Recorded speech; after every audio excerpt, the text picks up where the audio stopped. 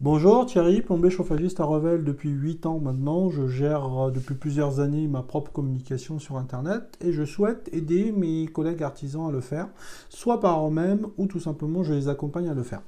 Donc aujourd'hui je vais parler essentiellement des critères à avoir pour un site web et quels sont les domaines d'activité et quelles sont les choses dont on doit mettre en avant. Voilà pour cette vidéo. Donc, premièrement, c'est savoir les domaines d'activité. Donc, il faut distinguer deux domaines d'activité qui sont complètement distincts. C'est les personnes qui vont donner de l'information et les personnes qui vont faire du service. À partir de là, vous allez avoir deux structures complètement différentes de site web. Je m'explique. C'est que la personne qui va donner de l'information pour mettre en avant un produit, une qualité produit de fabrication ou voilà, tout simplement, n'a pas besoin d'avoir des pages dédiées à ces mots-clés. Donc je prends un exemple très simple. Un artisan boulanger ou pâtissier aura tendance à avoir un site web d'information pour mettre en avant son savoir-faire, on va dire sa qualité produit, son type de farine et tout ça. Donc ça c'est pour le type d'information.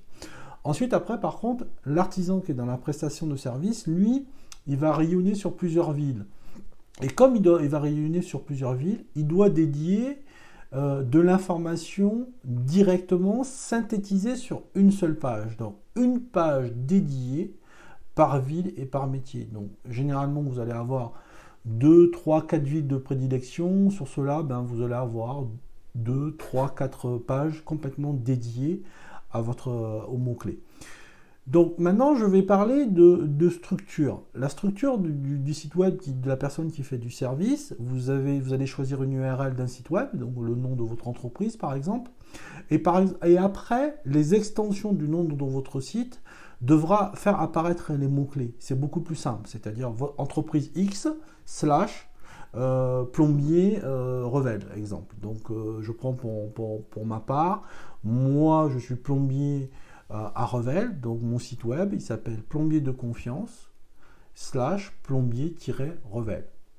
À partir de là, dans mon URL apparaît les mots-clés que j'ai choisis.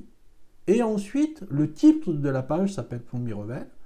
J'ai un descriptif en termes de prestations, c'est je dis que je me déplace et j'interviens en urgence ou sur rendez-vous à Revel. Et après, encore en dessous, je fais apparaître mon tarif de déplacement à Revel. Donc à partir de là, vous voyez bien que vous avez une page structurée de telle manière, vous apparaissez plusieurs fois de manière pertinente, mais en la faveur du client où il aura de l'information complètement dédiée à ce qu'il recherche. Ça, c'est la structure de chaque page que vous devrez avoir en fonction des lignes. Ensuite, vous allez avoir une autre partie qui est très importante à gérer, c'est votre bannière.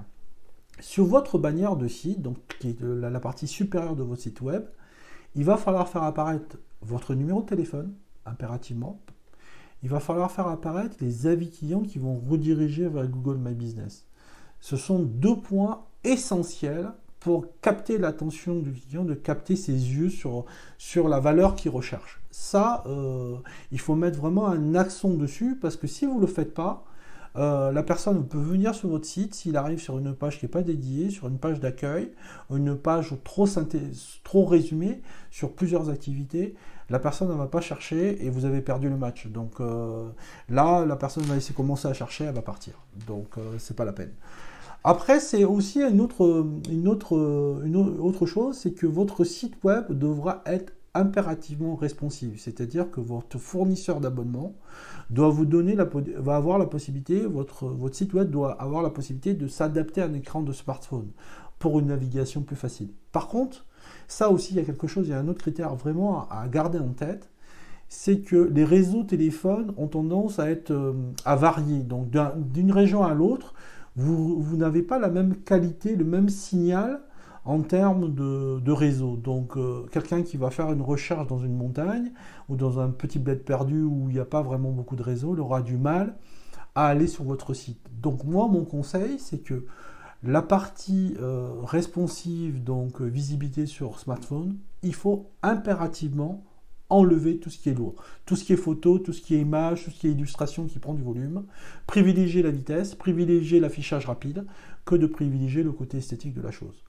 Donc voilà, j'ai fini pour cette vidéo. J'espère que le contenu a été bon pour vous et que ça sera utile. Si c'est le cas, n'hésitez pas à liker la vidéo ou tout simplement vous abonner sur cette chaîne. Si vous avez des questions aussi, vous pouvez laisser des commentaires, j'y répondrai avec plaisir.